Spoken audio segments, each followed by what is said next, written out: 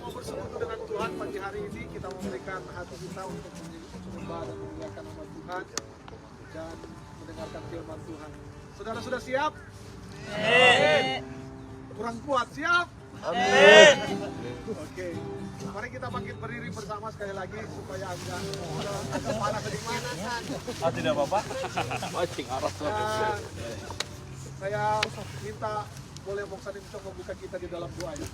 Untuk ibadah ini. Ibadah ini. Mari Bang Sadim, silakan. Di situ juga tidak apa-apa. Oh, di sini ya. Soalnya Segala puji dan syukur hanya bagimu Tuhan. Tuhan selalu memimpin hidup kami di dalam anugerah-Mu Tuhan. Tuhan, kami Jemaat Aisyah sudah berkumpul di tempat besar ini untuk menyembah-Mu, meninggikan nama-Mu, memuji-Mu Tuhan. Tuhan, kami sungguh bersyukur kepadamu Tuhan. Anugerah-Mu tidak berkesudahan. Tuhan, kami saat ini mau mulai ibadah dengan dalam nama Tuhan Yesus. Tuhan, pimpinlah dan membuka hati kami sehingga kami menyembah-Mu dengan segenap hati, segenap jiwa, dan segenap akal budi kami Tuhan. Tuhan, saat ini Pak Stay akan pimpin dan juga tim musik akan memimpin ibadah ini. Dan juga sebentar lagi Pak Pendeta Juanda akan memberitakan firman-Mu. Biarlah firman-Mu juga menguatkan hati kami dan juga kami terus mengikuti kehendak-Mu Tuhan. Dan setelah itu semua acara hari ini dipimpin oleh Tuhan.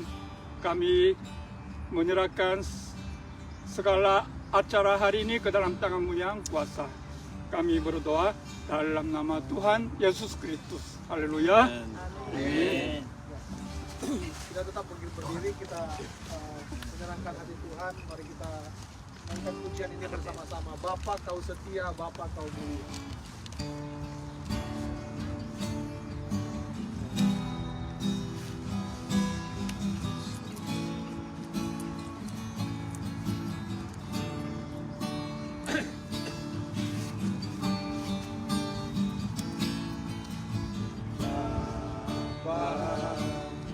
Kau setia, Bapa, Kau mulia. Tenanglah. Tenanglah jiwaku, aman bersamamu. Lebih dari harta, dari harta, Kaulah segalanya. Kaulah segalanya. Tenanglah jiwaku dalam hadirat-Mu. Kau tunjukkan kasih setiamu. Kau tunjukkan kasih setiamu.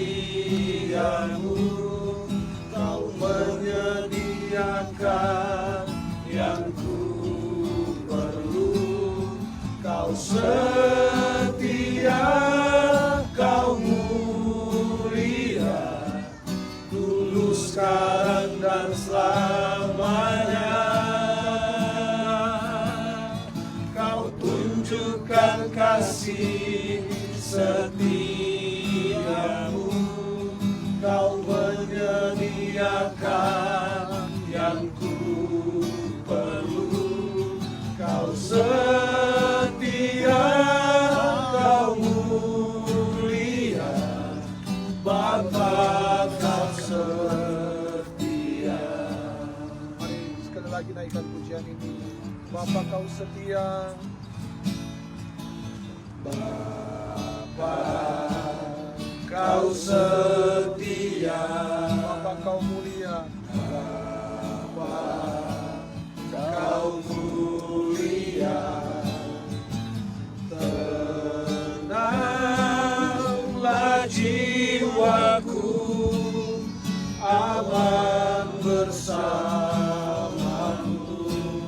dari harta. Lebih dari harta, Segalanya. segalanya.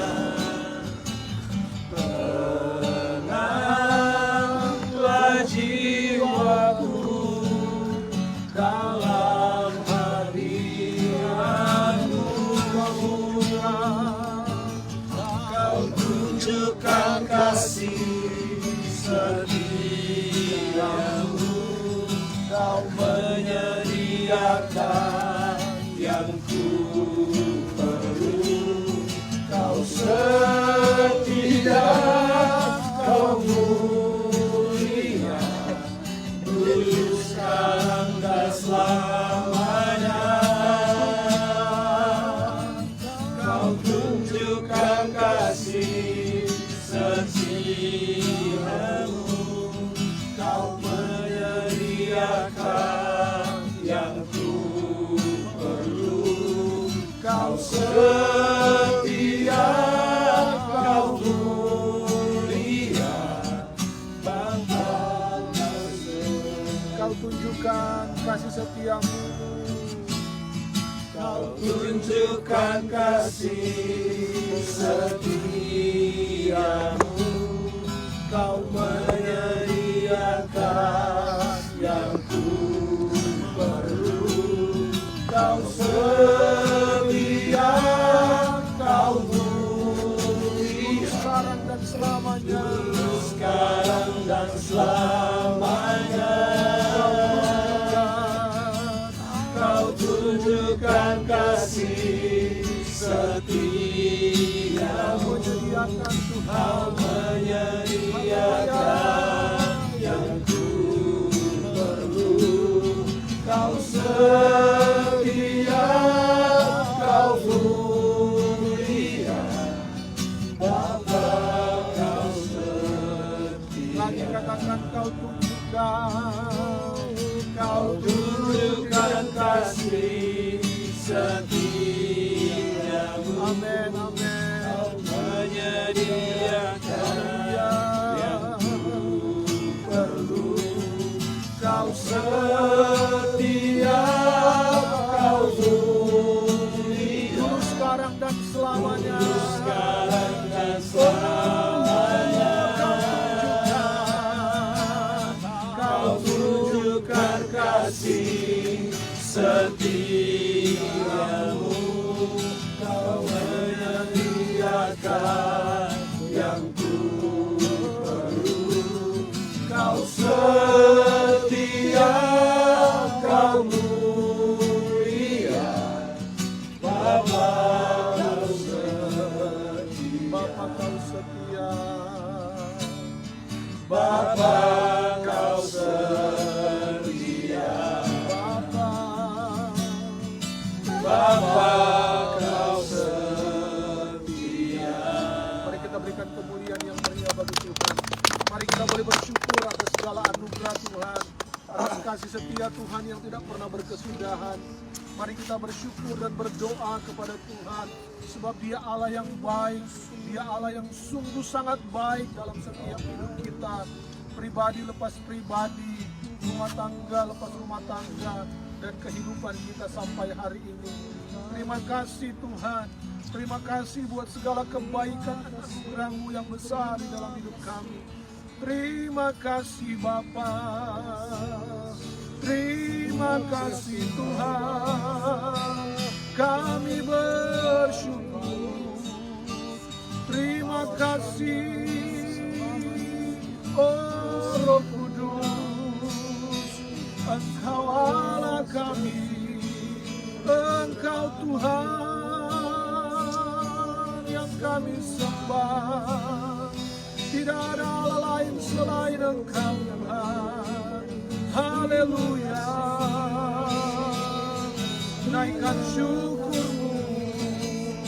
Terima kasih. Terima kasih Tuhan. Haleluya. Haleluya. Oh, sebab Dia Allah yang sungguh baik, sangat baik Tuhan. Haleluya, haleluya. Oh, besar kemurahan-Mu Tuhan. Di tempat ini biar Roh Kudus mengalir. Di tempat ini biar Roh Kudus menjamah setiap pribadi kita. Haleluya Tuhan. Haleluya, haleluya Tuhan. Oh, terima kasih Bapa. Mari bersyukur kepada Tuhan. Kalau kita boleh ada sampai hari ini, semuanya karena anugerah Tuhan yang besar, anugerahnya yang melimpah di dalam hidup kita. Haleluya Tuhan Yesus. Oh, terima kasih Tuhan. Oh, terima kasih. Terima kasih Bapa, terima kasih Tuhan. Mari angkat kedua tangan kepada Tuhan. Terima kasih Tuhan. Oh, semua baik, semua baik. Apa yang telah Kau perbuat di dalam hidupku, semua baik, sungguh teramat baik. Kau jadikan hidupku berarti. Katakan semua baik, semua baik, semua baik. Apa yang telah Kau perbuat di dalam hidupku, semua baik, sungguh teramat baik. Kau jadikan hidupku berarti. Semua baik, katakan. Semua baik, semua baik. Apa yang telah Kau perbuat di dalam hidupku, oh semua baik, sungguh teramat baik. Kau jadikan hidupku berarti. Kau jadikan hidupku berarti. Kau jadikan hidupku berarti. Kemuliaan bagi Tuhan, haleluya. Haleluya. Haleluya. Kami bersyukur kepadamu Tuhan, kami mau memuji Engkau, kami mau menyembah Tuhan dalam nama Yesus. Haleluya. Amin. Haleluya. Boleh kita salam kiri, salam kanan Bapak Ibu. Haleluya. Hari ini ku rasa bahagia. Haleluya. Tuhan.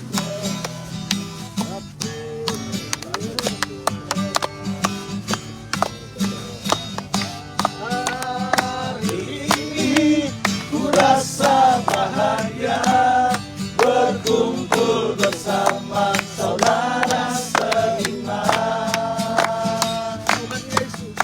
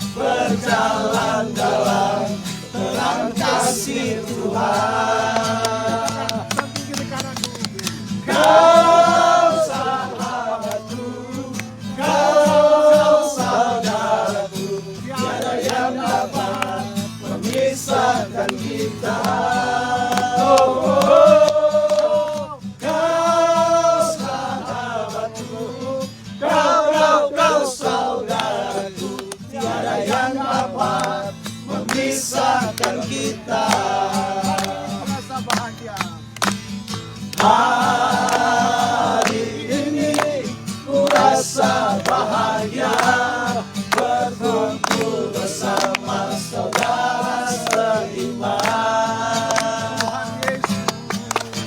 Tuhan Yesus persatukan kita tanpa memandang di antara kita. Bergandengan tangan dalam kasih, dalam satu hati, berjalan dalam terang kasih Tuhan. Kau sahabatku, kau saudaraku, tiada yang dapat memisahkan kita.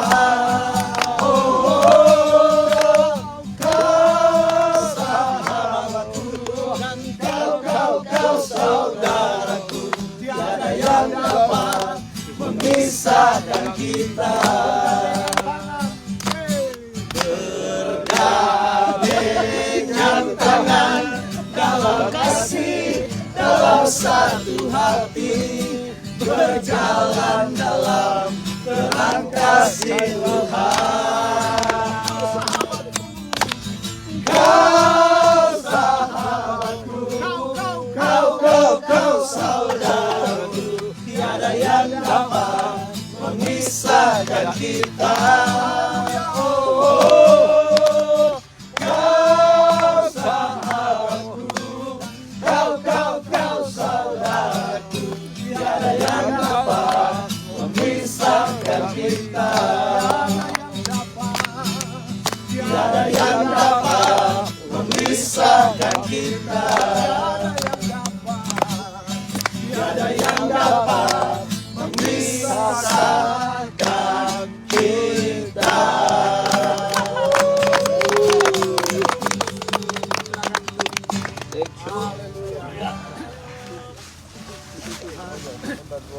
Terima kasih Tuhan Yesus. Segala kebaikan-Mu dalam hidup kami. Bersamamu Bapa, Ku lewati semua perkenanmu ya, teguhkan hatiku. Engkau yang bertindak,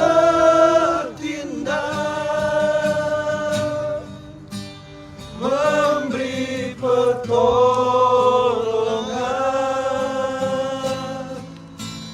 anugerah-Mu besar melimpah bagiku.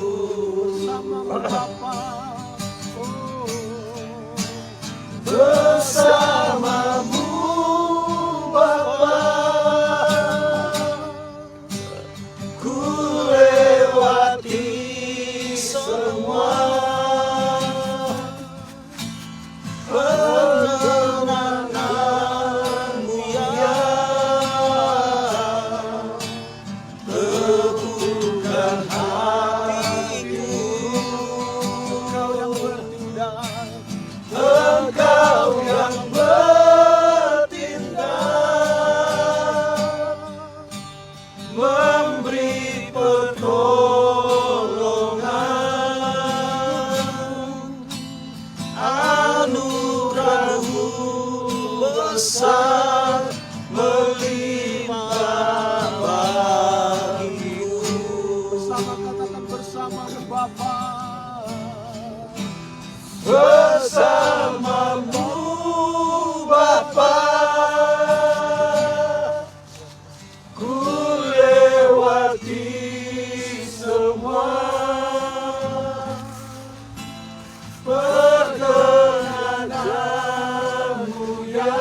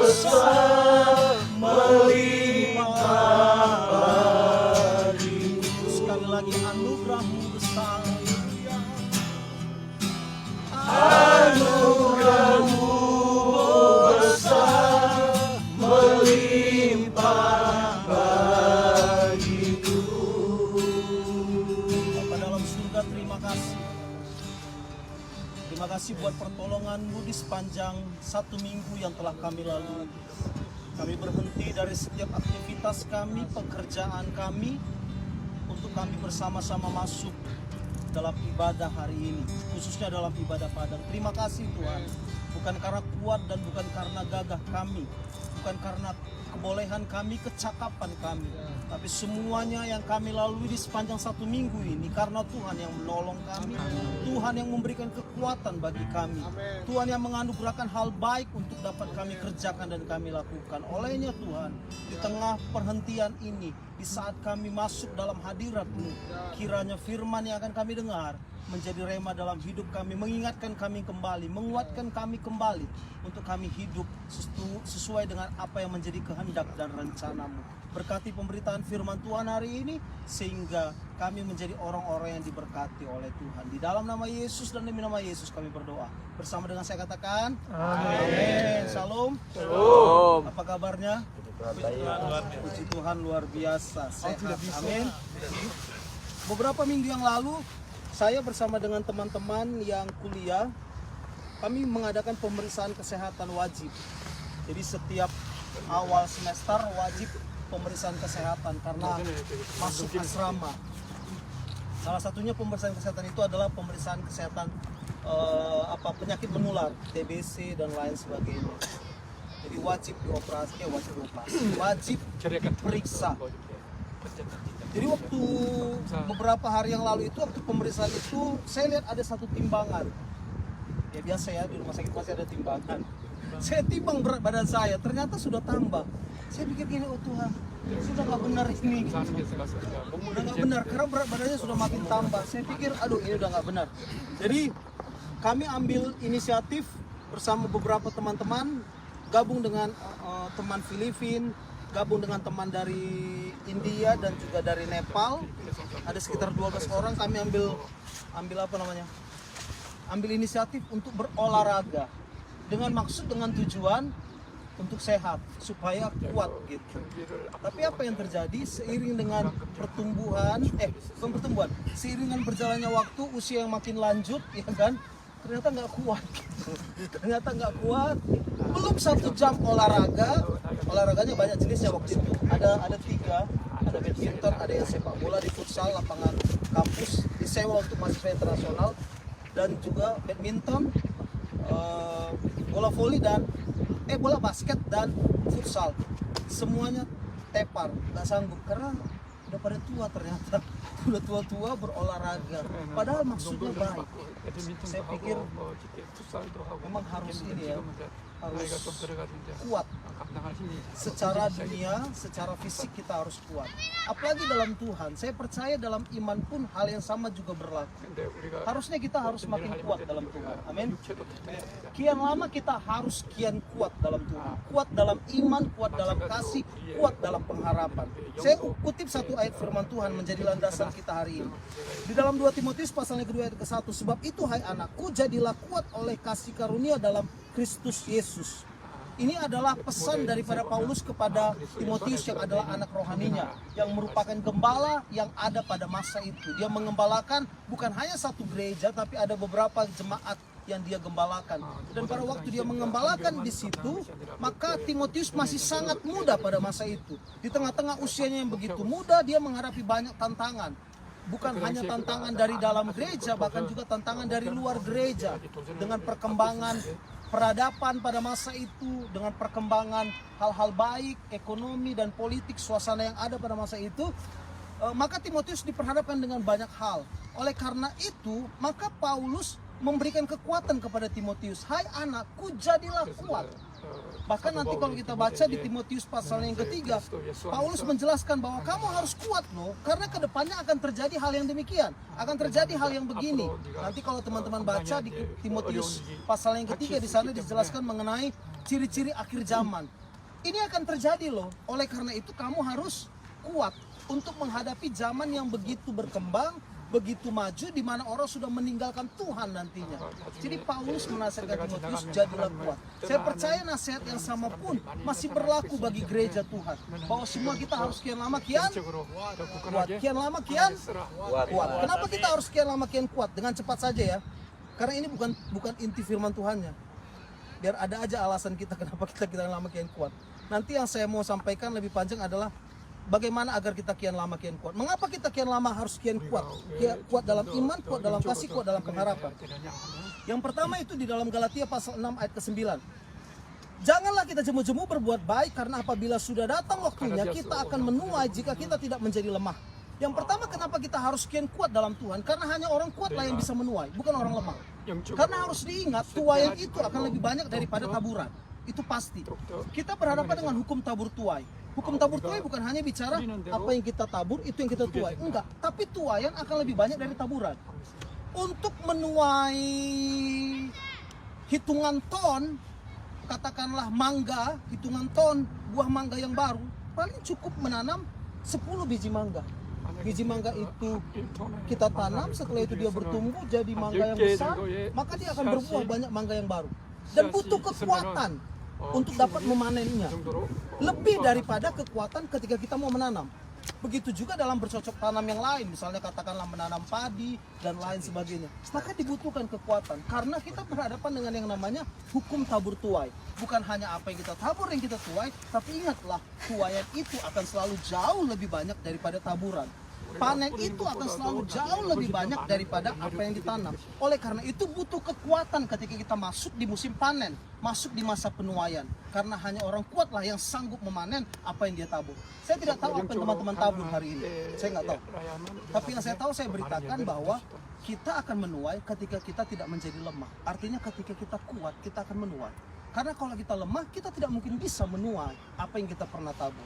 Lagi-lagi saya tidak tahu apa yang teman-teman tabur, apakah itu hal baik, apakah itu perbuatan menolong orang lain dan lain sebagainya. Kita akan menuainya jika kita tidak menjadi lemah. Itu yang pertama. Yang kedua, di dalam Roma pasal 4 ayat 18 sampai 20.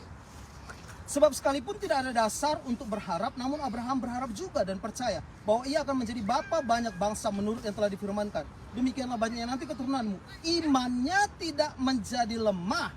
Imannya tidak menjadi lemah, artinya kuat. Walaupun ia mengetahui bahwa tubuhnya sudah sangat lemah, karena usianya telah kira-kira 100 tahun, bahwa rahim Sarah telah tertutup.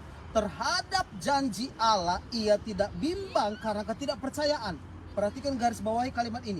Malah ia diperkuat dalam imannya dan ia memuliakan Allah. Abraham tidak punya anak sampai usia yang lanjut. Padahal dia sudah menerima janji bahwa engkau akan memiliki keturunan sebanyak bintang di langit dan sebanyak pasir di tepi laut. Tapi faktanya dia tidak punya itu. Faktanya istrinya sudah menopause.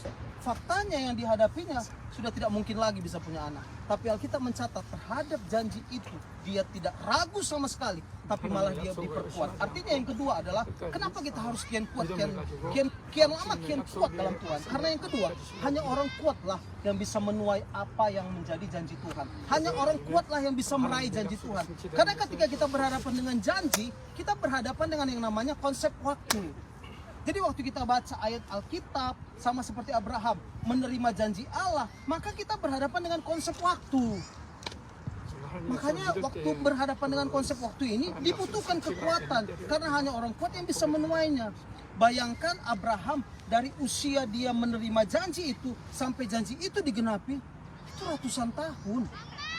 Bagaimana juga Daud menerima janji dan diurapi oleh Samuel menjadi seorang raja, sampai dia menjadi raja itu belasan tahun. Jadi ada konsep waktu di sini. Jadi seiring dengan berjalannya waktu, karena ini konsep waktu, kalau kita nggak kuat, kita bisa menjadi lemah. Dan kita nggak mungkin bisa menerima janji Tuhan. Kita malah akan bilang begini sama Tuhan, Tuhan, mana janji manismu gitu. Udah aku dengar lama bahwa engkau akan mengangkat aku naik, bukan turun jadi kepala, bukan menjadi ekor. Engkau akan merancangkan hal baik dalam hidupku, masa depan yang gemilang. Tapi kok begini ya, kok begini ya, kok begini ya. Ingatlah, hanya orang kuat yang bisa meraih janji Tuhan. Lagi-lagi saya tidak tahu apa yang teman-teman baca tentang janji Tuhan.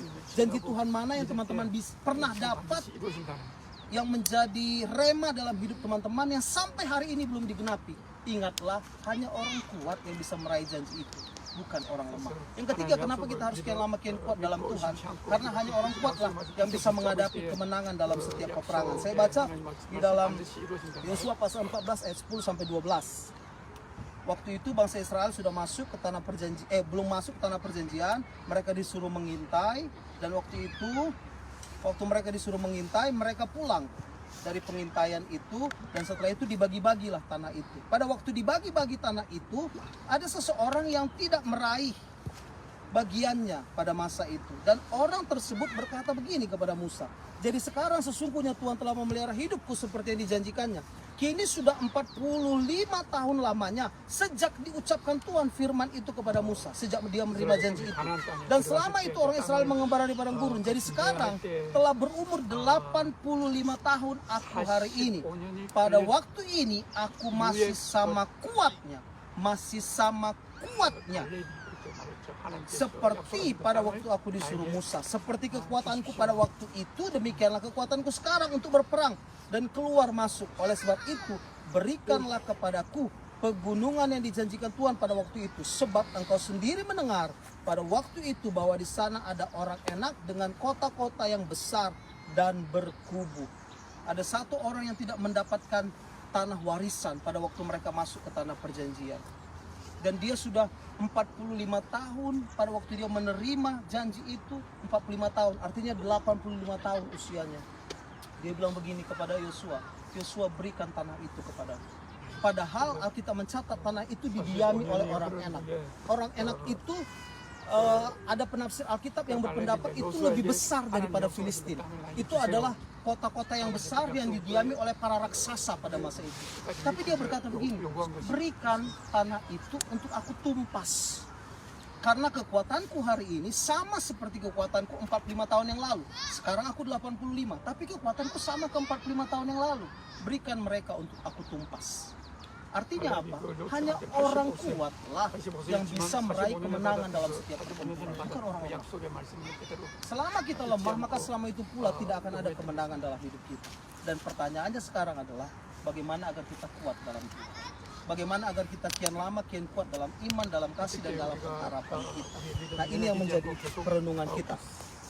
Oke, buka Alkitab kita dalam 2 Samuel pasal 3 ayat pertama.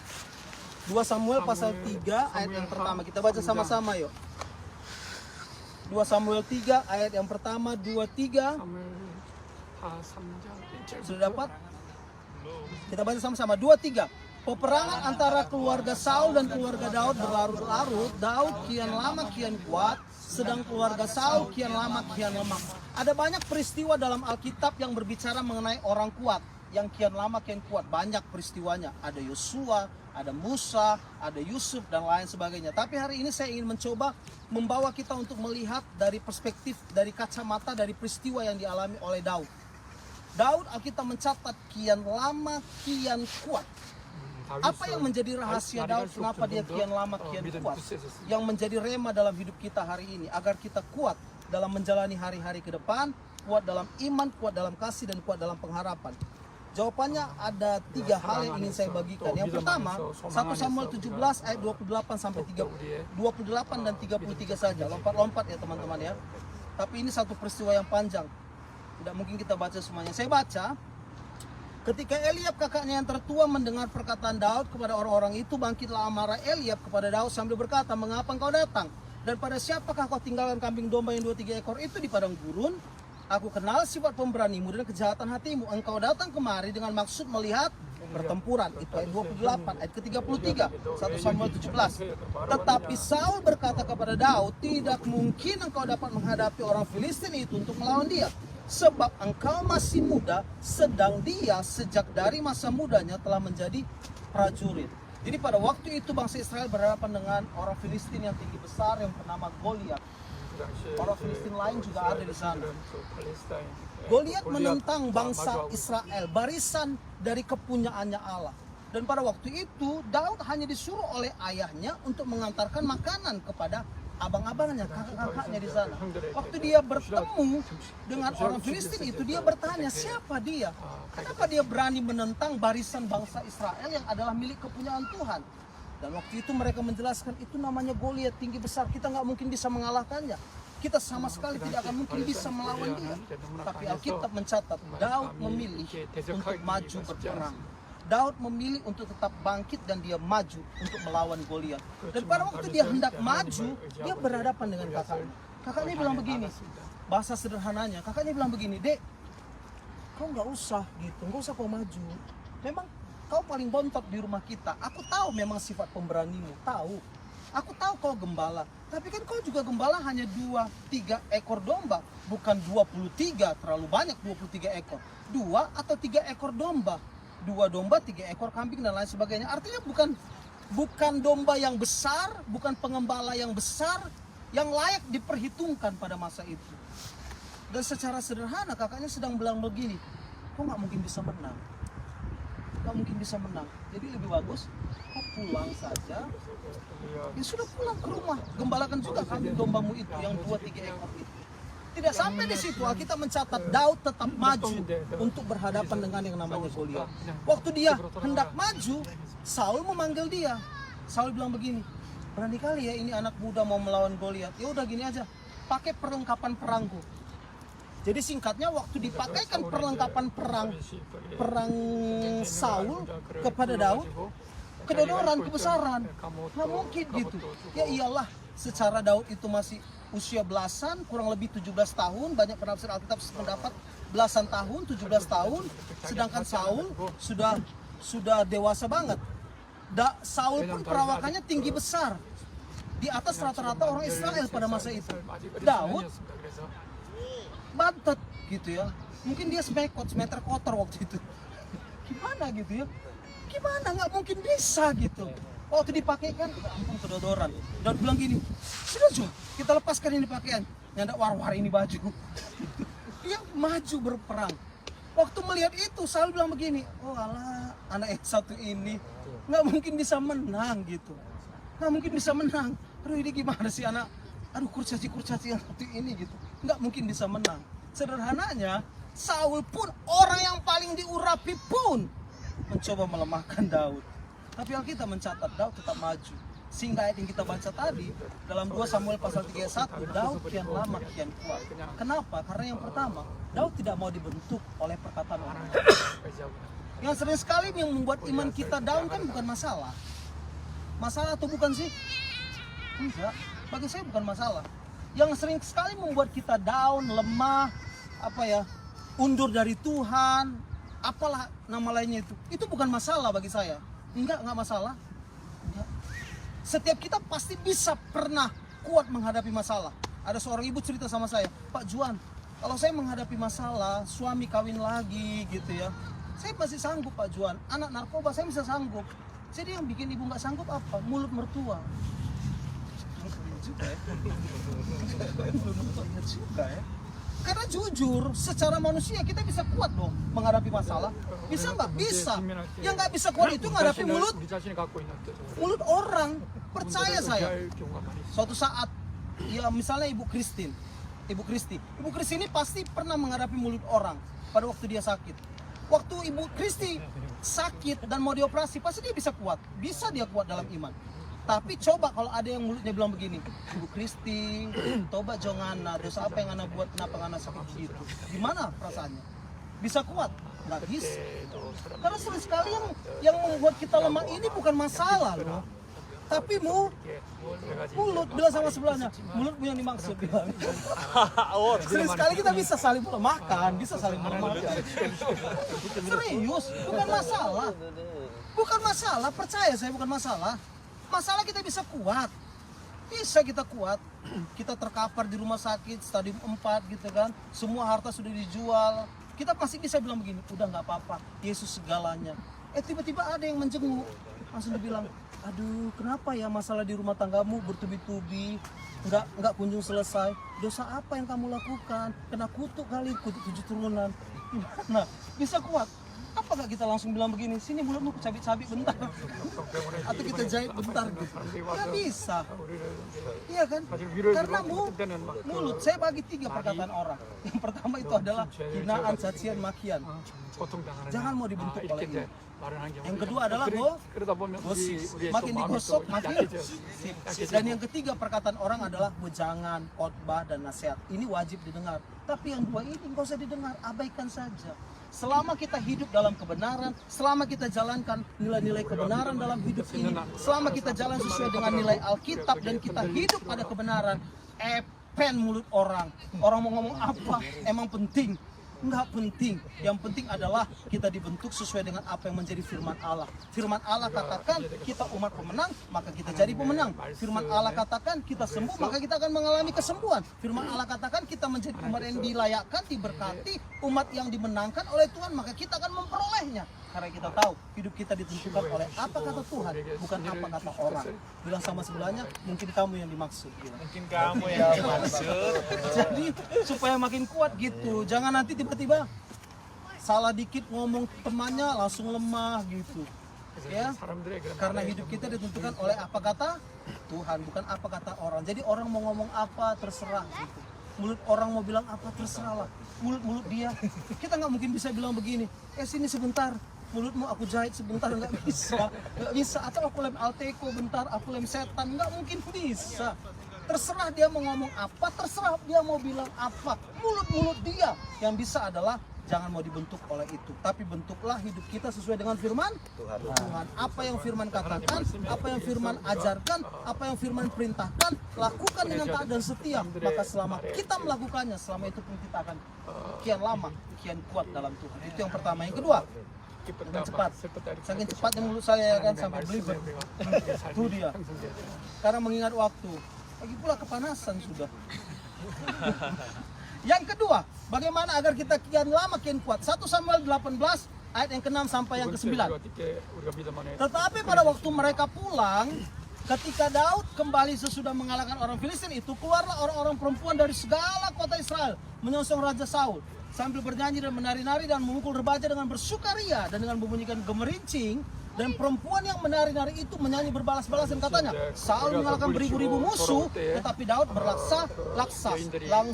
Lalu bangkitlah amarah Saul dengan sangat, dan perkataan itu menyebalkan hati Saul. Sebab pikir Saul, kenapa kepada Daud diperhitungkan mereka berlaksa-laksa, tapi kepadaku diperhitungkan beribu-ribu. Akhir-akhirnya jabatan raja itu pun jatuh kepadaku. Sejak hari itu, maka Saul selalu mendengki Daud. Jadi waktu sudah Goliat ditaklukkan dan kalah, biasa ya kan, kalau sudah menang kan masuk ke istana dan dirayakan, biasa gitu, dirayakan pesta kemenangan, hore menang gitu.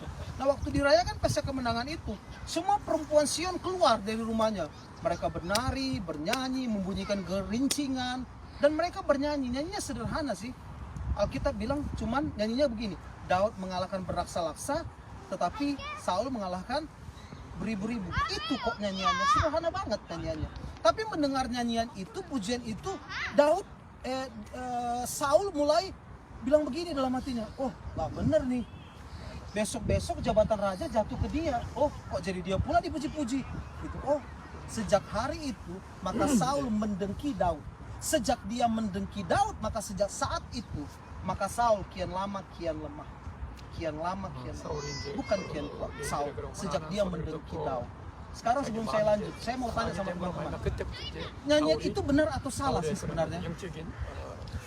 Pak, ambil kunci G, Pak. Kunci G. Oke. Nyanyian itu benar apa salah sih sebenarnya, teman-teman? Yang bilang benar siapa? Angkat tangan. Benar. Tuhan. Yang bilang nyanyian itu benar angkat tangan. Nyanyian apa? Tuhan. Nyanyian dah. Nyanyiannya itu sederhana. Daud mengalahkan beraksa-laksa, Saul mengalahkan beribu-ribu. Nyanyian itu benar apa salah? Yang bilang benar angkat tangan. Benar. Yang bilang salah angkat tangan. Yang lain ngapain? Sebenarnya nyanyian itu kan nggak sesuai fakta, nggak benar tuh nyanyian. Yang dikalahkan itu kan cuma satu, namanya Goliat. Cuma satu kok. Laksa itu puluhan ribu, Bapak Ibu. Puluhan ribu, 10.000, 20.000, 30.000, 40.000, 50.000, 60.000, 70.000, 80.000, 90.000. Itu laksa. Kalau ribu ya 1.000, 2.000. Dari situ kita belajar memang sejak zaman Nabi, sejak zaman dulu, orang kalau ciptakan lagu memang bermasalah selalu. Yang bikin orang jadi baper, bawa perasaan. Memang begitu. Itu yang namanya majas metafora. Ada yang majas metafora, ada yang majas personifikasi, ada majas hiperbola. Ini majas hiperbola, melebih-lebihkan gitu. Yang dikalahkan satu dibilang berasa laksa. Itu nggak benar. Sama kayak lagu ini. Coba G Pak. Aku terjatuh dan tak bisa bangkit lagi. Kan berlebihan banget ya kan. Aku tenggelam dalam lautan luka dalam. Aku tersesat dan tak tahu arah jalan pulang. Aku tanpamu butiran debu. Itu kan lebay sebenarnya kan. Memang dari dulu kita tahu kalau orang menciptakan lagu selalu berlebihan, menggunakan majas lah, yang melebih-lebihkan lah begitu. Tapi pendengarnya bilang begini, nggak bener nih. Aduh, besok-besok dia yang jadi raja, aku nggak jadi raja. Jadi dia makin lama makin lemah. Yang kedua, bagaimana agar kita makin lama makin kuat dalam Tuhan? Yang kedua, pahami prinsip ini. Jangan pernah bandingkan diri kita dengan orang lain. Kita bisa lebih baik. Jangan pernah bandingkan diri kita dengan orang lain. Ketahuilah bahwa setiap kita punya garis startnya yang berbeda dengan orang lain. Punya garis awal yang berbeda dengan orang lain. Ada orang lain yang memang sejak dari usia 17 tahun, dia langsung kaya raya. Ya kan?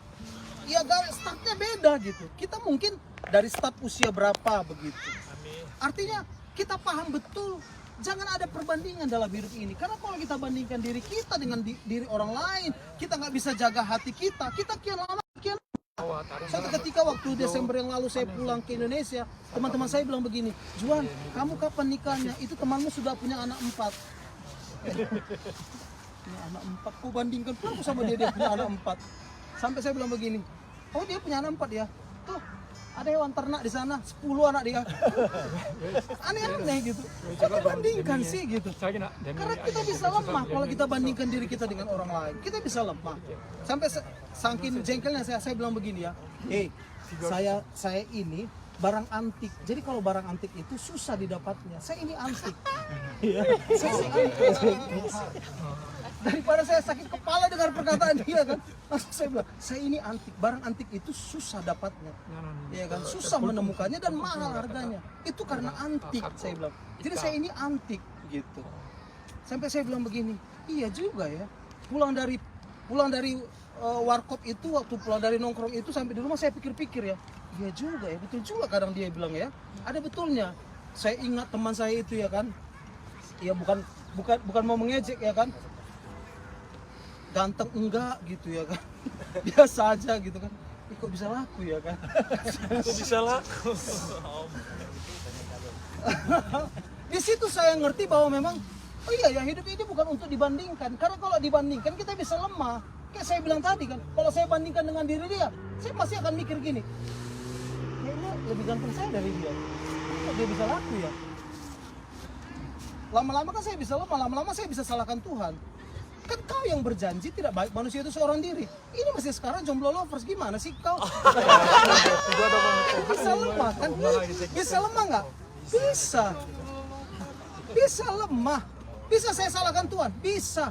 Tapi saya tidak mau lakukan itu karena saya tidak mau membandingkan diri saya dengan diri orang lain. Teman saya usia 24 tahun, dia itu sudah PNS. PNS dosen lagi. Dari S2. Saya usia 30-an baru jadi PNS. Dia usia 27 tahun sudah S3. Saya usia 35 tahun, 40 tahun baru mulai start kuliah S3. Apa ini gitu? Tapi ingatlah, tidak untuk dibandingkan semuanya itu. Karena kalau kita membanding-bandingkan, terlalu banyak membanding-bandingkan, maka kita bisa lemah. Nah pada waktu kita lemah, nggak mungkin kita bisa menang, nggak mungkin kita bisa menuai, nggak mungkin kita bisa meraih janji Tuhan. Karena semua ini hanya dapat dilakukan oleh orang yang kuat, bukan orang yang lemah. Amin. Amin. Bilang sama sebelahnya, jangan bandingkan diriku dengan dirimu. Jauh bilang. Jangan bandingkan diriku. Jangan bandingkan dirimu dengan dirimu. Jauh. Dalam rumah tangga juga gitu. Dalam rumah tangga juga gitu. Percaya saya. Suami-suami, jangan bandingkan istrimu dengan anak gadis. Jauh. Kau lihat istrimu ya kan, besarnya, oh Tuhan besarnya perempuan ini gitu. Kau lihat anak gadis, bodinya, kok bisa jatuh dalam dosa? Bisa jatuh dalam dosa. Ya kan? Istri-istri juga gitu. Kau lihat ya kan suamimu, one pack, besarnya perut itu. Kau lihat anak muda ya kan, sispek. Besok-besok kau kejar itu anak muda yang sispek. Lihat suami, oh Tuhan, Seberapa bulan mana? Oh Tuhan. Makanya jangan bandingkan. Jangan bandingkan.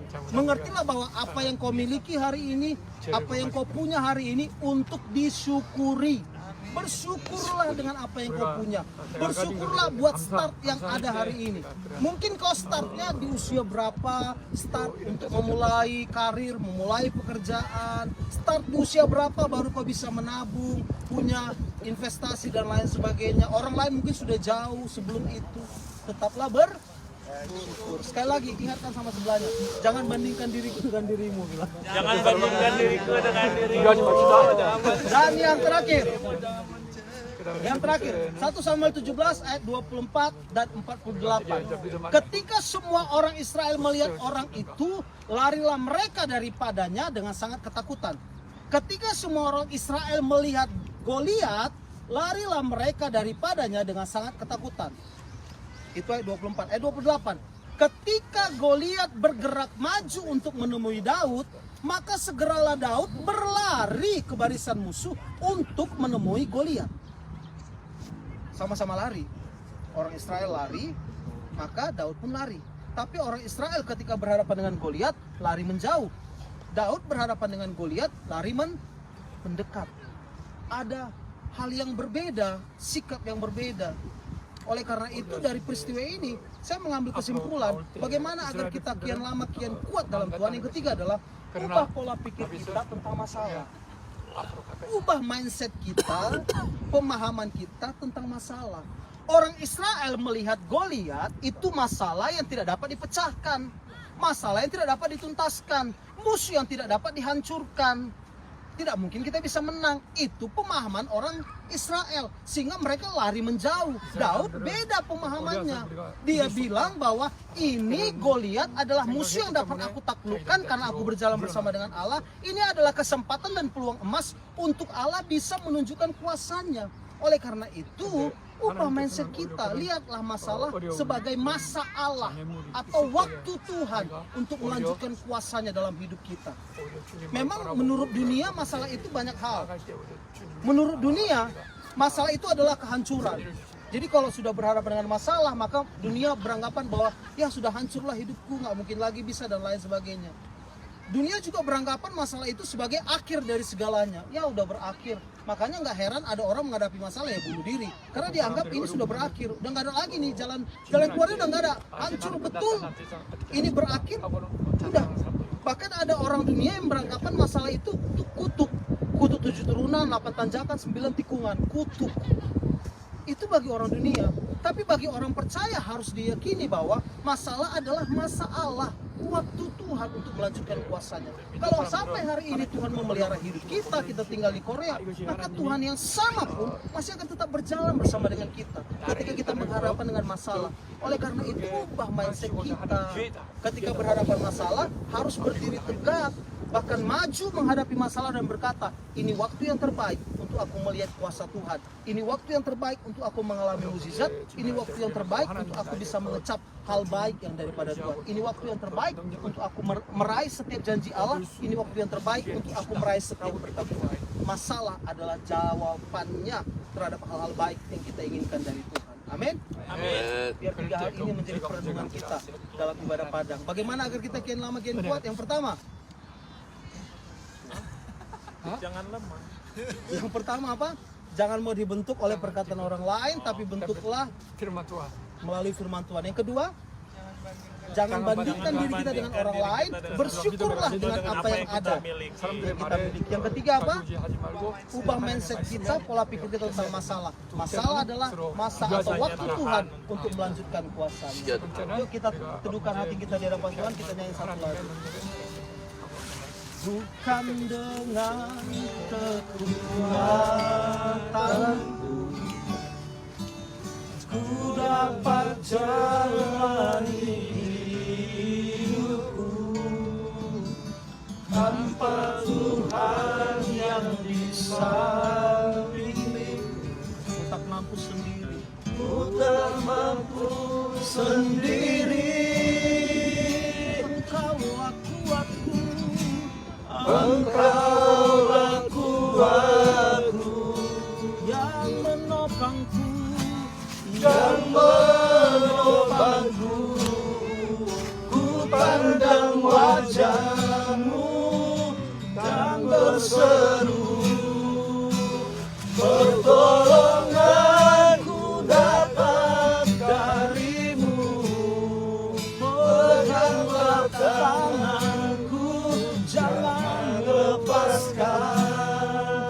Kaulah harapan dalam hidup. Ku pandang wajah-Mu, Ku pandang wajah-Mu dan berseru, pertolonganku datang dari-Mu. Yesus. Peganglah kami, apa yang kami kerjakan dan yang kami lakukan. Mari Tuhan yang memberkati semuanya. Bahkan teman-teman kami juga yang tidak dapat hadir bersama dengan kami hari ini Tuhan. Apapun yang menjadi halangan, kendala mereka, mari Tuhan juga yang menolong mereka. Sebagaimana Tuhan melanjutkan kasih setia atas hidup kami, maka Engkau juga melanjutkan kasih setiamu bagi setiap mereka. Pelihara hidup mereka juga sesuai dengan kasih dan kemurahan-Mu. Apapun yang menjadi pergumulan mereka, apabila ada yang sakit Tuhan sembuhkan, yang memiliki beban berat Tuhan berikan kelegaan, yang membutuhkan pintu keluar maka Tuhan bukakan jalan dan bukakan pintu dalam hidup mereka. Sehingga ke depan di hari-hari mendatang kami semuanya dapat bersekutu kembali bersama-sama menaikkan syukur dan pujian kami bagi Engkau. Terpuji nama Tuhan. Kami serahkan juga aktivitas kami di sepanjang hari ini, khususnya dalam ibadah padang di tempat ini. Kiranya kemurahan-Mu, pertolongan-Mu, bahkan perkenanan-Mu untuk dapat melakukan hal baik yang akan kami kerjakan di sepanjang hari ini. Berbicara Engkau bagi setiap kami pula melalui alam semesta yang kami nikmati ini, sehingga melalui segala sesuatunya kami dapat melihat Tuhan, melihat dan menikmati Engkau dalam setiap kemurahan-Mu. Di dalam nama Yesus dan demi nama Yesus kami berdoa dan bersyukur. Amin. Amin. Oke, terima kasih dan pendeta Giangga yang telah melayani kita dan firman Tuhan. Saya percaya setiap kita diberkati. Amin. Amin. Ya, saat ini kita akan memberikan persembahan ya, Bapak Ibu Saudara. Sementara saudara memberi, kita akan dengar beberapa pengumuman. Jadi pilih dengan penuh sukacita, silakan menjalankan. Sebentar nanti kita makan siang dan setelah itu kita boleh nanti ke tempat yang mau naik sepeda. Siapa yang mau naik sepeda silakan. Dan mari kita juga berjumpa di dalam ibadah doa Sabtu malam dan ibadah Minggu Raya. Nanti minggu depan akan dilayani oleh Ibu Joy. Yang akan melayani kita di IC Ansar. Untuk informasi selanjutnya nanti disampaikan kepada Bapak Ibu Saudara sekalian lewat grup atau lewat kelompok sel lainnya. Mari kita terus doakan Moksanim Paul yang sedang belajar bahasa Indonesia di Indonesia, biar Tuhan terus menyertai sehingga Moksanim bisa belajar bahasa Indonesia dengan baik dan nanti bulan 7 akan kembali ke Korea lagi. Tuhan Yesus berkati kita sekali. Terima kasih juga untuk persembahan hari ini. Jadi setelah ini teman-teman laki-laki boleh atur ini lagi. Kita akan berangkat untuk makan siang. Mari saya mengundang Pak Juanda kembali untuk persembahan dan mari kita bangkit berdiri bersama.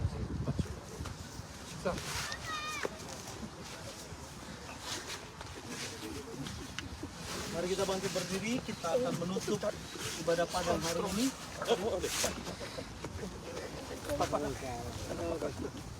Mari sehati kita berdoa. Bapa dalam surga, terima kasih buat persekutuan yang indah walaupun singkat dalam ibadah padang hari ini. Kami percaya kehadiran-Mu cukup bagi kami. Kehadiran-Mu pun berarti bagi setiap kami. Kami telah mengumpulkan persembahan, kiranya Tuhan Engkau berkenan bagi setiap persembahan kami, kuduskan untuk kami pakai demi pengembangan pelayanan yang ada di gereja-Mu IC Ansar. Kami juga berdoa bagi setiap pekerjaan tangan kami. Kami berdoa kiranya Tuhan yang memberkati. Engkau menjadi gembala yang baik dan gembala yang agung, mengembalakan setiap kami dalam setiap pekerjaan kami. Jauhkan kami dari mara bahaya, bahkan jauhkan kami dari kecelakaan kerja. Semuanya kami ada dalam perlindungan, kasih dan kemurahan. Bahkan secara khusus juga kami berdoa bagi gembala sidang kami, Bapak Paul yang ada di Indonesia. Kami berdoa kiranya Tuhan juga menolong dan mengurapi hamba-Mu di masa-masa proses belajarnya, sehingga apa yang dia peroleh mengenai bahasa dan juga budaya Indonesia dapat diimplementasikan kelak bagi pelayanan yang ada di Asia Ansar. Bahkan seluruhnya juga Tuhan, secara khusus Gereja Onuri yang menjadi mitra dalam pengembangan pelayanan di Asia Ansar. Berkati Gereja Onuri menjadi perpanjangan tangan-Mu untuk menolong kami, bergandengan tangan bahu-membahu, seia sekata, bahkan dalam kasih menuai banyak jiwa bagi kemuliaan nama Tuhan. Kami serahkan semuanya, kehidupan kami, tempat tinggal kami, tempat kami bernaung, apartemen kami, semuanya ke dalam tangan Tuhan. Tutup bungkus dengan darah-Mu yang kudus, dan malaikat-Mu berkemah dan berjaga atas setiap kediaman kami. Terpuji nama Tuhan, sempurnakan doa kami, sempurnakan ibadah ini melalui doa yang Kau ajarkan bagi kami. Bapa kami yang di surga, dikuduskanlah nama-Mu, nama kerajaan-Mu, jadilah kehendak-Mu di bumi seperti di surga. Berikanlah kami pada hari ini makan surga, dan ampunilah kami akan kesalahan kami, seperti kami juga telah mengampuni